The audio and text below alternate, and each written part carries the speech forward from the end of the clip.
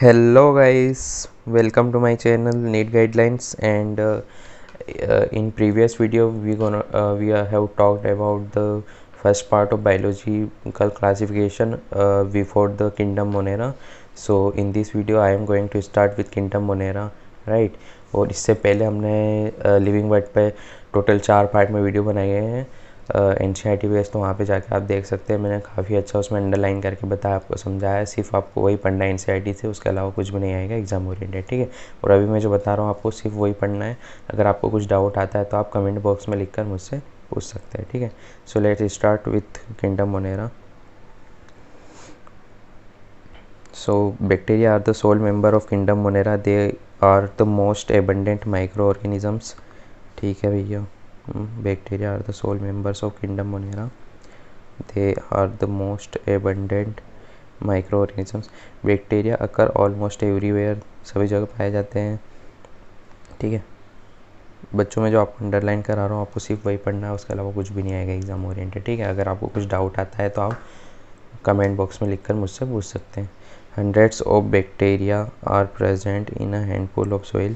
They also live in extreme habitats such as hot springs, deserts, snow and deep oceans में ये पाए जाते हैं। Where very few other life forms can survive, जहाँ पे बहुत कम लाइफ सर्वाइव कर पाते हैं, बट वहाँ पे भी बैक्टीरिया पाए जाते हैं, ठीक है। Many of them live in और other organism as parasite, ये बहुत सारे ऑर्गेनिज्म में पैरासाइट के रूप में पाए जाते हैं। Bacteria grouped under 4 categories based on their shape, उनके शेप के बेसिस पे बैक्टीरिया 4 भागों में इसे डिवाइड किया गया है, ठीक है। The first is coccus, then bacteria are grouped under 4 categories based on their shape. The spherical coccus, ठीक है। तो एक कौन सा होता है कोकस, जो स्पेरिकल कोकस जो इस गोल गोल टाइप सा होता है। देन सेकेंड इज बेसिलस, उसमें स्पोर्स पाए जाते हैं। थर्ड इज स्पाइरुला, उसमें फ्लैजिला पाया जाता है। एंड फोर्थ इज वाइब्रो, जो छोटे छोटे कोमा सेट के होते हैं, ठीक है बच्चों। देखिए काफ़ी ज़्यादा इंपॉर्टेंट, ये भी आपको याद रखना है। Comma shaped vibrio, the spiral spirillum, ठीक है।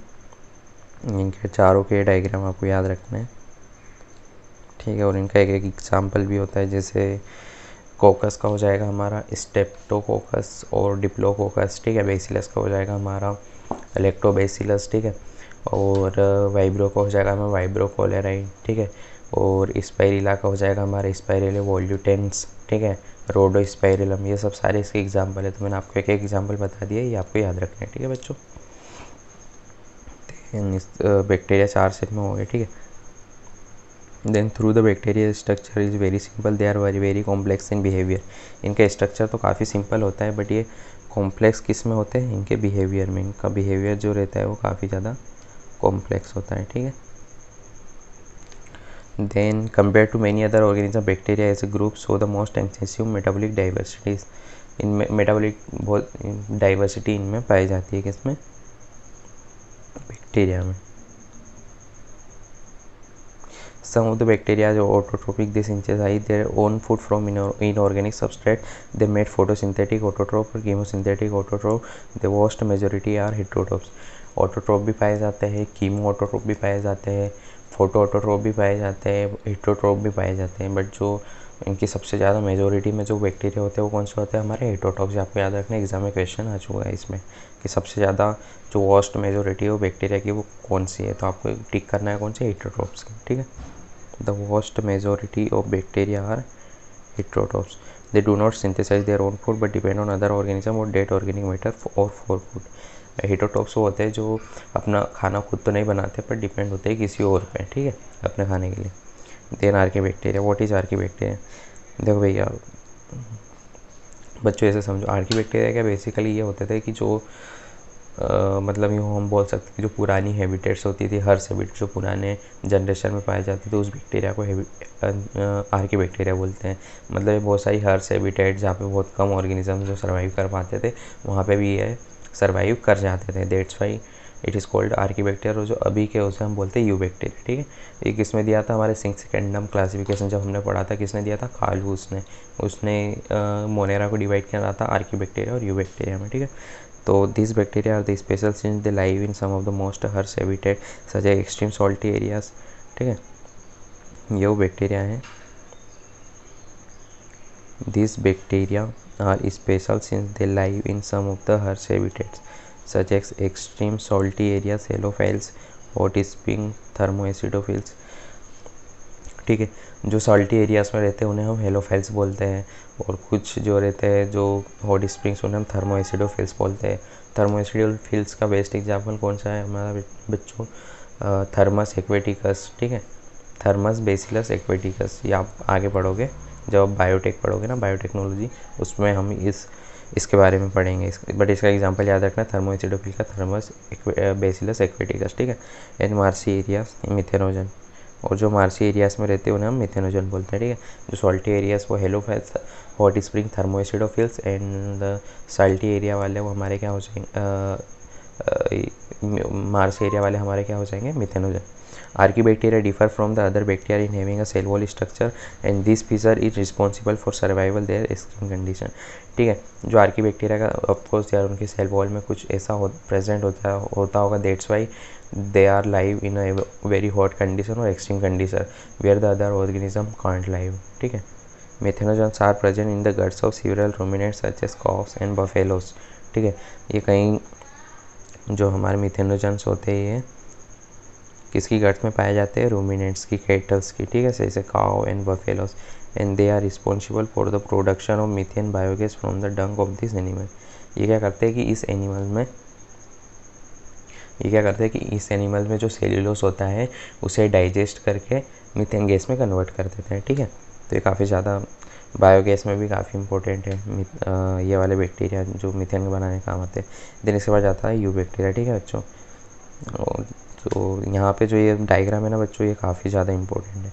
हिस्टोसिस्ट भी काफ़ी ज़्यादा इंपॉर्टेंट है। हिस्टोसिस्ट का इंपॉर्टेंस मैं भी आपको बताता हूँ क्या होता है। ठीक है, there are thousands of different eubacteria और ट्रू बैक्टीरिया। यू बैक्टीरिया को हम क्या बोलते हैं, ट्रू बैक्टीरिया। ठीक है, they are characterized by the presence of rigid cell wall and motile या फ्लैजिलम। ठीक है, ये कैरेक्टराइज करे जाते हैं सेल वॉल के बेसिस पे, और अगर ये मोटाइल होंगे तो इसमें एक फ्लैजिलम होगा, जैसे यहाँ पे दिया हुआ है अ फ्लैजिलम। ठीक है, तो इसको हम क्या क्या बोलते हैं, यू बैक्टीरिया को या तो इसे ट्रू बैक्टीरिया बोलेंगे। ठीक है, और ये किसके उस पर कैरेक्टराइज किया जाएगा, रिजिड सेल वॉल के, और अगर मोटाइल होगा तो इसमें फ्लैजिला होगा। ठीक है, the cyanobacteria also referred as blue green algae. तो यू बैक्टीरिया में जो साइनोबैक्टीरिया है इसी को हम क्या बोलते हैं, blue green algae. Have chlorophyll है सिमिलर टू ग्रीन प्लांट्स। ये भी काफ़ी ज़्यादा इंपॉर्टेंट है भाई बच्चों, आपको याद रखना है। जो मैं ग्रीन से करा रहा हूँ वो काफ़ी ज़्यादा इंपॉर्टेंट है, और जो रेड से करा हूँ वो भी बहुत ज़्यादा इंपॉर्टेंट है। तो दोनों एग्जाम ओरिएंटेड है, दोनों आपको याद रखना है। ठीक है, तो they have a chlorophyll A similar to green plants and are called photosynthetic autotrophs. ठीक है, जो साइनोबैक्टीरिया मतलब कि जो ब्लू ग्रीन एल्गी का क्लोरोफिल ए होता है वो किसके सिमिलर होता है बच्चों, वो सिमिलर होता है हमारे ग्रीन प्लांट्स की सिमिलर होता है। ठीक है, जिसे हम क्या बोलते हैं, photosynthetic autotrophs. Right, so let's move on another heading. The cyanobacteria are the unicellular, colonial और फिलामेंटस मेराइन और टेरेस्ट्रियल एल्गी। या तो ये यूनिसेल्युलर भी हो सकती है, कॉलोनियल भी हो सकती है, टेरेस्ट्रियल भी हो सकती है, फिलामेंटस भी हो सकती है, और मेराइन भी हो सकती है। ठीक है, तो ये भी याद रखना है आपको। The cyanobacteria are unicellular, colonial and filamentous or marine terrestrial algae. The colonies are generally surrounded by gelatinous sheath. ठीक है, जो उनकी कॉलोनीज होती है वो किससे सराउंड होती है, जेलेटिनियस शीथ से। जेलेटिनियस शीथ क्या होती है बच्चों की, सपोज मान लीजिए सेल वॉल हमारी पेप्टिडोग्लाइड की बनी होती है। ठीक है, उससे सेल्यूलोज पेप्टिडोग्लाइड तो इसको हम नॉर्मल सेल वॉल बोलते हैं, बट कुछ अलग उसमें केमिकल्स कंस्टिट्यूएंट होता है तो उसे हम जेलेटिनियस शीथ बोलते हैं। ठीक है, तो the colonies are generally surrounded by gelatinous sheath, right? सो बच्चों जैसा अभी कि मैंने बायोलॉजी एनसीईआरटी सीरीज़ स्टार्ट की है, इसके बाद हम करेंगे हैंड रिटन नोट्स की सीरीज स्टार्ट। देन हम इसमें हर एक टॉपिक पे डेली के क्वेश्चन भी करेंगे। Then one day one short chapter भी की सीरीज भी स्टार्ट करेंगे। तो बच्चों भी ये स्टार्टिंग है, धीरे धीरे मैं आपको सारी चीज़ें कवर कराऊंगा। मैं आपको इतना कवर करा दूंगा कि आपके बायोलॉजी में 360 आउट ऑफ 360 तो आके रहेंगे। ठीक है बच्चों, they often form blooms in polluted water bodies. ठीक है, ये वाटर ब्लूम्स बनाते हैं वाटर बॉडीज़ में। Some of this organisms can fix atmospheric nitrogen in specialised cell called heterocysts. ठीक है, ये देखो यहाँ पे मैंने बोला था ना हिस्टोसिस काफ़ी ज़्यादा इंपॉर्टेंट है, तो याद रखना कि जो जैसे ये एग्जांपल हमारा नोस्टॉक का, ठीक है, नोस्टॉक का ये यहाँ पे डायग्राम दिया हुआ है। मतलब जो एनाबेना और नोस्टॉक होते हैं इनमें जो एक स्पेशलाइज्ड सेल होती है जिसे हम बोलते हैं हिस्टोसिस्ट, ठीक है। ये हिस्टोसिस्ट में एटमॉस्फेरिक नाइट्रोजन किया जाता है फिक्स, ठीक है। Heterocyst are the specialised cell which are used in the fixation of atmospheric nitrogen, ठीक है। This are the importance of heterocyst cell. So this are very very important regarding exam point of view. Some of these organisms can fix atmospheric nitrogen in specialized cell called histocyst. Example nostoc and Anabaena, ठीक है। Chemosynthetic autotroph bacteria oxidize various inorganic substances such as nitrate, nitrates and ammonia and use the released energy for their ATP production.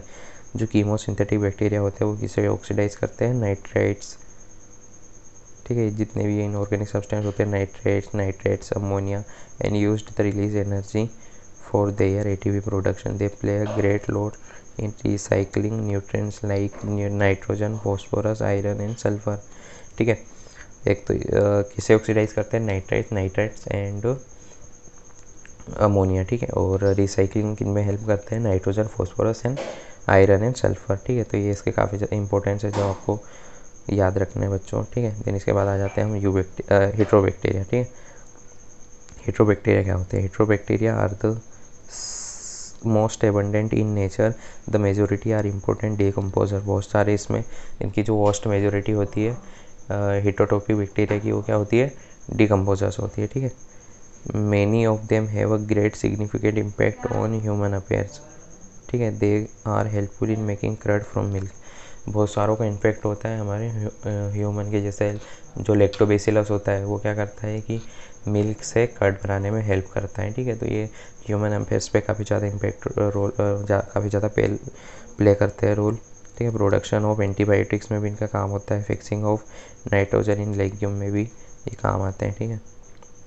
और ये बच्चों ये diagram आपको काफ़ी ज़्यादा important है, आपको याद रखना है। इसकी जो बाहरी जो ये परत रहती है उसको हम क्या बोलते हैं, म्यूसिलेजिनस शीथ, और ये स्पेशलाइज्ड सेल होती है जिसको हम क्या बोलते हैं, हिस्टोसिस, जो काय में यूज आती है हमारी नाइट्रोजन फिक्सेशन में। जैसा कि मैंने बताया इसका बेस्ट एग्जांपल क्या है हमारा नोस्टॉक एंड एनाबेना, ये रहा इसका एग्जांपल भी आपको याद रखना है, ठीक है बच्चों, नोस्टॉक एंड एनाबेना, ठीक है। चलिए आगे स्टार्ट करते हैं। Legume root, some are the pathogens causing damage to human beings, crops, farms, animals and pets। कुछ ऐसे भी इसमें पैथोजन पाए जाते हैं जो कि क्रॉप्स को डैमेज पहुंचाते हैं, फार्म एनिमल्स को और पेट्स को, ठीक है। Cholera, typhoid, tetanus, citrus cancer are well known disease caused by different bacteria. कुछ ऐसे बैक्टीरिया भी होते हैं जो हमारे ह्यूमन बींग में डिफरेंट डिसीज कॉज करते हैं, जैसे कॉलेरा, टेटनस, सीटस कैंसर वगैरह है, एंड डिफरेंट राइट। तो ये भी काफ़ी ज़्यादा इंपॉर्टेंट है। Cholera, typhoid, tetanus and citrus canker are well known disease caused by different bacteria, ठीक है। Cholera, typhoid, tetanus and citrus cancer are the well known disease caused by different bacteria, ठीक है। तो 4 डिसीज बैक्टीरिया के कारण होती है, इसे हम बैक्टीरियल डिसीज भी बोल सकते हैं, ठीक है। तो ये आपको याद रखना है, ठीक है। Bacteria reproduce mainly by fission. Bacteria mainly किससे रिप्रोड्यूस करता है, कौन से मेथड से, बाइनरी फिजन से। और भी मेथड होती है रिप्रोडक्शन की, बट जो मोस्टली जो बैक्टीरिया पाई जाती है वो हमारी कौन सी होती है, binary fission. Sum under unfavourable conditions they produce spore, ठीक है। इन फेवरेबल कंडीशन में बैक्टीरिया क्या प्रोड्यूस करता है, फेवरेबल कंडीशन में बाय बाइनरी फिजन रिप्रोड्यूस करता है, ठीक है। But in unfavourable condition they produce spores.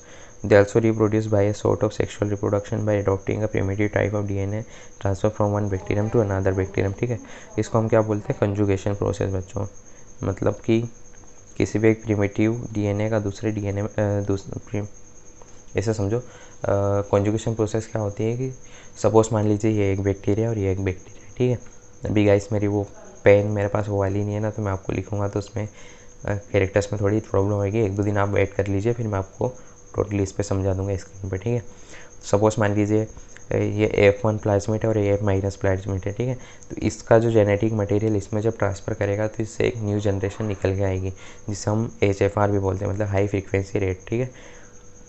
तो जो निकल के आएगी वो किसके द्वारा निकल के आएगी, कंजुगेशन प्रोसेस। तो कंजुगेशन प्रोसेस में क्या होता है कि transfer of primitive type of DNA from one bacterium to another bacterium, ठीक है, इज कॉल्ड कंजुगेशन प्रोसेस, ठीक है। I hope you will understand. यहाँ पे जो डायग्राम दिया गया है ये भी कभी कई बार लेबलिंग के लिए आ जाता है, तो आपको याद रखना है। Then the mycoplasma are the organisms that completely lack cell wall, ठीक है। इसे हम joker of the plant kingdom भी बोलते हैं, ठीक है, क्योंकि इसके पास सेल वॉल नहीं होती है। The mycoplasma that completely lack the cell wall, they are the smallest living cells known and can survive without oxygen. Many mycoplasma are the pathogenic and animals and plants, ठीक है। तो जो mycoplasma होती है इनमें सेल वॉल एब्सेंट होती है, but हाँ आपको याद रखना है कि सेल मेम्ब्रेन प्रेजेंट होती है। आप कई बार सेल वॉल के साथ में सेल मेम्ब्रेन को भी एब्सेंट कर देते हैं, but only cell wall is absent in mycoplasma and cell membrane is present, and mycoplasma are the smallest organisms and can survive without oxygen, right। तो यहाँ पे हमारा किंगडम मोनेरा ख़त्म होता है। Then we start with our second heading, that is kingdom Protista, ठीक है। सो kingdom protista को हम नेक्स्ट वाले वीडियो में कवर करेंगे, ठीक है बच्चों। अगर आपको मेरा वीडियो अच्छा लगा तो प्लीज़ लाइक कर देना और सब्सक्राइब कर देना और hit the bell icon button to get all notification of my upcoming videos. Thank you.